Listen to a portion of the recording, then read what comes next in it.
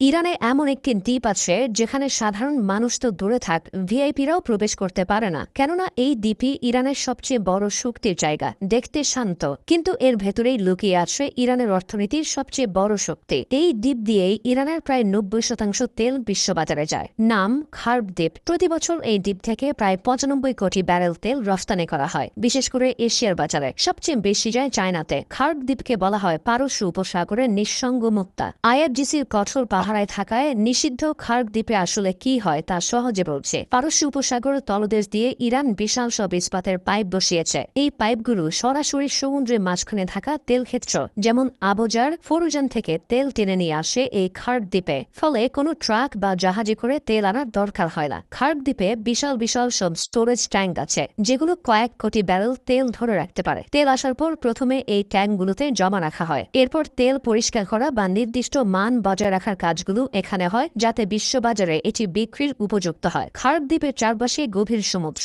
তাই বিশাল তেলবাহী জাহাজগুলো সহজে এখানে নোঙর করতে পারে। দ্বীপের চারপাশে এমনভাবে জেটি বা ঘাট তৈরি করা হয়েছে যেখানে পৃথিবীর সবচেয়ে বড় বড় তেলবাহী জাহাজ বা সুপার ট্যাঙ্কার অনায়াসে ভিড়তে পারে। জাহাজগুলো ঘাটে আসার পর দ্বীপের বিশাল ট্যাঙ্কগুলো থেকে পাইপের মাধ্যমে সরাসরি জাহাজের ভেতরে তেল ভরে দেওয়া হয়। একটি বিশাল জাহাজ পূর্ণ করতে এখানে কয়েক ঘন্টা থেকে কয়েকদিন সময় লাগে। এরপর জাহাজগুলো হরমুজ প্রণালী হয়ে সোজা চীন বা অন্য দেশের বাজারে চলে যায়। এখন এই দ্বীপে যদি প্রতিদ্বন্দ্বী দেশ বিশৃঙ্খলা তৈরি করতে পারে, তাহলে ইরানের তেল সরবরাহ বন্ধ হয়ে যাবে। ইরান এটা ভালো করে জানে, তাই খার্ব দ্বীপে বাড়তি নিরাপত্তা দেওয়া হয়। এখানকার বিশাল তেল সংরক্ষণ ট্যাঙ্ক, একাধিক তেল লোডিং টার্মিনাল, বড় বড় তেলবাহী ট্যাঙ্কারের জেটি এমনভাবে তৈরি করা হয়েছে যা শত্রুর হামলায় ক্ষতিগ্রস্ত না হয়। ইরানের বড় তিনটি তেল ক্ষেত্র আবুজার, ফরুজান এবং দরুদ এই দ্বীপে তেল পাঠায়। তারপর এখান থেকেই তেল ছড়িয়ে পড়ে বিশ্ববাজারে। আন্তর্জাতিক নিষেধাজ্ঞা থাকা সত্ত্বেও ইরান কিন্তু এই দ্বীপের সক্ষমতা বাড়াচ্ছে। ইরান এখানে নতুন দুটি বিশাল তেল স্টোরেজ ট্যাঙ্ক সংস্কার করেছে,